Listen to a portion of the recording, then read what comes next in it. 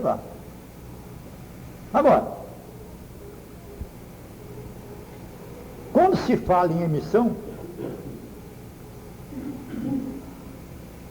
normalmente se vem outro assunto que já foi falado, que é a evocação. E a evocação é um outro poder. Mas tenha certeza que quem sabe o poder hierárquico que tem, o código hierárquico que tem de sua emissão, e sabendo receber e transmitir o poder mântrico para uma evocação, ele sempre faz uma evocação perfeita. A evocação, ela atravessa o nêutron, ela fura o nêutron e vai chegando. Agora, é preciso absoluta firmeza e certeza naquilo que está evocando. Por exemplo, não se deve fazer uma evocação trocando palavras. Não se deve fazer uma evocação misturando com uma prece, por exemplo. A prece pode fazer parte da evocação no lugar devido. Então, evocação, você tem que saber o que está evocando. Que forças você necessita naquela evocação. E os grandes iniciados, através dessa evocação, eles remetem essas forças adequadamente, encaixadas exatamente para aquilo que se necessita e para aquilo que está sendo evocado naquela hora. Cuidado, mestres, para não fazer evocação indevida. E quando eu digo mestres, agora eu posso dizer também ninfas.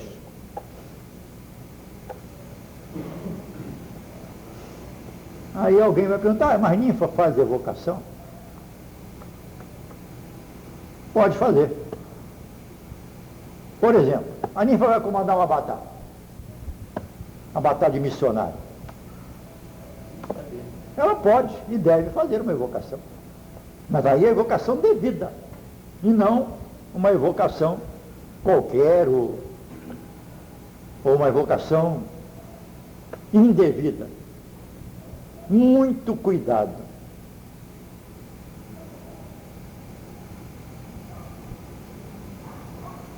Por exemplo, falei Abatá, vou só lembrar. Você vai para uma Abatá e você, por exemplo, está lá o comandante, ele é um adjunto regente, por exemplo. Ele está comandando a Abatá, ele faz a evocação para abrir o Abatá.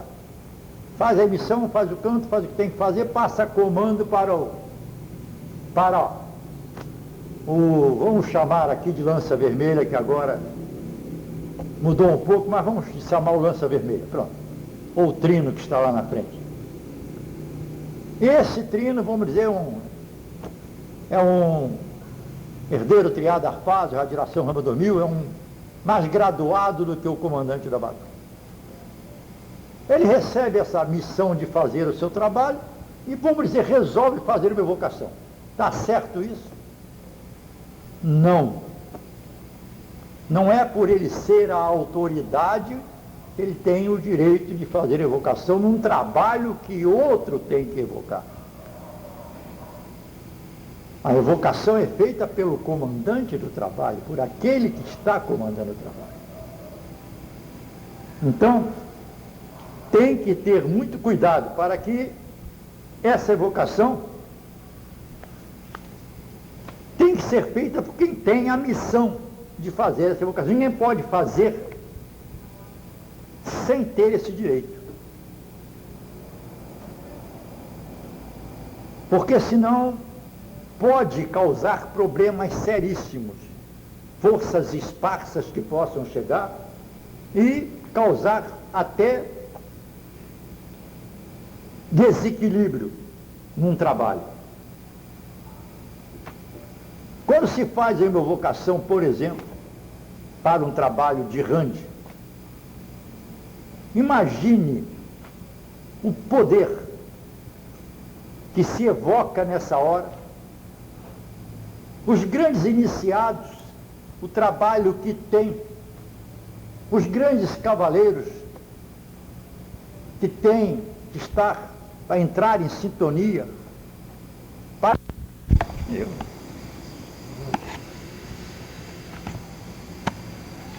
para trazer aquelas energias para serem manipuladas em benefício daquele trabalho.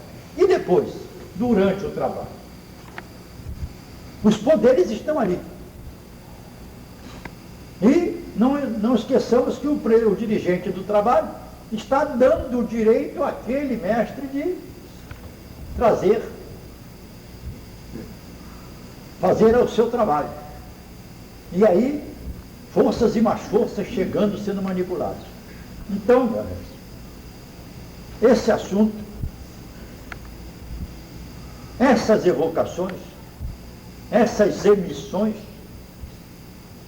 chegam a outros planos, chegam às casas transitórias, chegam a outras regiões, chegam até as nossas origens. Nós estamos sempre ligados a esses planos. E eles recebem, então, esses poderes e vibram conosco. E com isso nos traz o apoio, a estrutura necessária para a realização de qualquer trabalho. Nós estamos num avatar, por exemplo, nós vamos falar ainda hoje sobre avatar, nós estamos num avatar e de repente nós vamos com a nossa mente em busca de alguma coisa e ali estão os grandes espíritos, os grandes iniciados, estão ali, os grandes cavaleiros, à nossa disposição para nos socorrer. E aí vem aquilo que nós falamos no início. A mediunidade não é só ele chegar a nós, é nós também irmos a ele através de nossa mente. Tenham certeza que se você está em perfeita sintonia, em perfeito equilíbrio, e você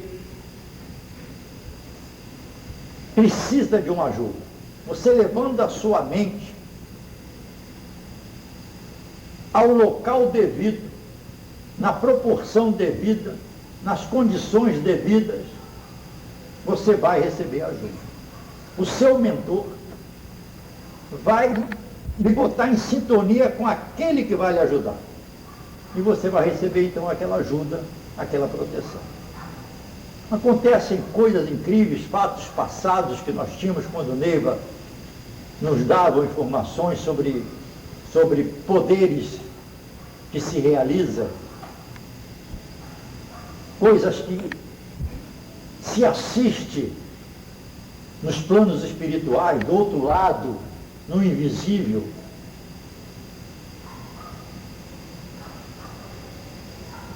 Então isso aí, o clarividente, o vidente vê, nós não vemos normalmente, mas muitas das vezes tomamos conhecimento, uma busca de espíritos, uma caçada a espíritos, junto a um avatar, e os espíritos ali presos nas redes magnéticas e tal, e de vez em quando um fugia pela rede magnética, igual aqueles peixes que fogem da rede. E de repente, um cavaleiro que estava lá, olhou assim um espírito fugindo, ele puxou um negócio que ele tinha aqui, apertou assim, e saiu um raio atrás dele. O bichão saía correndo e o raio saía atrás e o cavaleiro está aqui parado, perto, com aquele troço na mão. Era o chicote magnético dele. E ele fazia assim, ia seguindo o cara. Chegou lá, não sei onde, o chicote ultrapassou vamos dizer, na cintura do camarada, ele trouxe o cara até aqui, ele jogou na rede magnética. Ele parado, ficou. Quer dizer, o poder de um chicote magnético, que vai atrás do dito cujo e não deixa ele fugir. Uma rede magnética, tem cavaleiros que têm redes magnéticas presas e usam nessa hora, além da rede magnética que já está prevista, já está posta no avatar, e assim por diante. Então, quando nós invocamos uma força, ela desce para nós. É o caso, por exemplo, quando nós fazemos a abertura da corrente mestra. Olha o Grande Oriente Oxalá, ordem intercâmbio, Orixá, está pedindo ao Grande Oriente Oxalá, ordem intercâmbio, Tapir, Orixá, mestre fulano. As forças descem até nós e daqui são distribuídas, desce na vertical e são distribuídas na horizontal. E pega todo o contexto. Num avatar, eu diria para vocês, com toda a certeza do que estou dizendo, que num avatar que nós realizamos ali, por exemplo, naquela frente, essa cobertura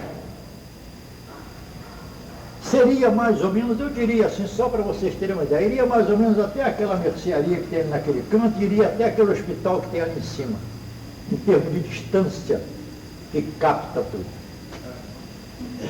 Não é exagero, não. É isso mesmo. Então imagine, se tiver um presídio, tiver um hospital, tiver um manicômio perto, essas energias chegam até lá.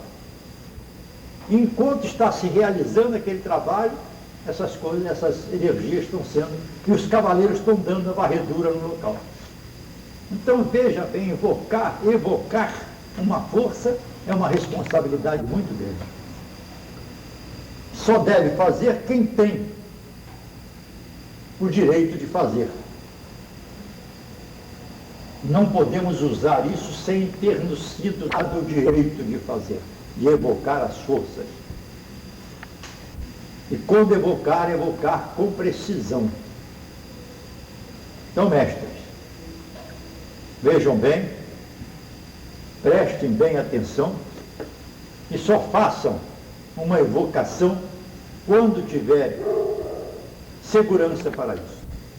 Eu fico muitas das vezes vendo mestres comandando os trabalhos, alguns trabalhos, e aí como eu digo para os meus assessores diretos aqui, que não dá certos tipos de trabalho para certos tipos de mestres, porque ele não atinge aquilo que tem que atingir.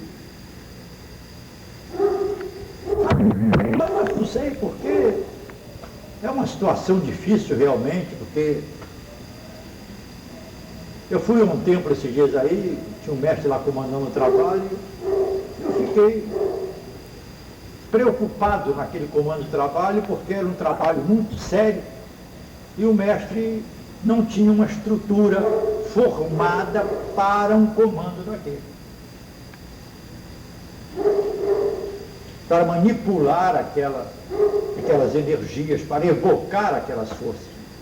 E aí o que acontece? O trabalho é realizado, mas não como deveria ser feito. Bom, eu acho que já falamos o suficiente sobre missões e sobre evocação. Eu só quero lembrar que emissão e evocação são direitos que vocês adquiriram, aqueles que já adquiriram, mas que tem que ser respeitados esses direitos, inclusive feito corretamente. Por exemplo, esses dias estava uma pessoa falando para mim, não me lembro quem foi agora, domingo, e problema de padrinho e madrinha, me lembro quem foi, também não precisa falar, que se estiver por aí, precisa dizer quem foi. Falando assim, minha madrinha e meu padrinho não estão mais aí, não sei o quê, eu posso escolher outro, não sei mais o quê e tal. Eu digo, pode, então. Aí eu pergunto assim, esse mestre ou essa ninfa, esse mestre, está fazendo a emissão com o padrinho e a madrinha que eles estão no tempo. Porque senão ele não me falaria isso. Eu não sei nem quem é, também não interessa. Só um lembrete. Eu digo, não, pode escolher um madrinho e um padrinho. Eu vejo às vezes mestre dizendo, parto com barra, zero barra, zero barra, com barra, zero barra, zero barra, barra, barra em Cristo Jesus. E ele não tem ninfa. Então, se ele não tem ninfa, ele não pode emitir com barra, zero barra, zero barra. Se a ninfa dele não está, não existe a ninfa, por exemplo. Não é a ninfa esposa, né? A ninfa, não, é a ninfa dele. É a mesma coisa da ninfa com o seu jaguar. Tem que ter aquilo certinho. Arrumar, porque parto com barra, zero barra, zero barra, barra, barra em Cristo Jesus. Eu parto com a minha ninfa, com a disposição da espiritualidade, a serviço da espiritualidade. Então, cada um tem um porquê. Tudo tem o seu porquê. Então, tem que ter certeza e fazer a coisa certa. Bom, então encerramos aqui.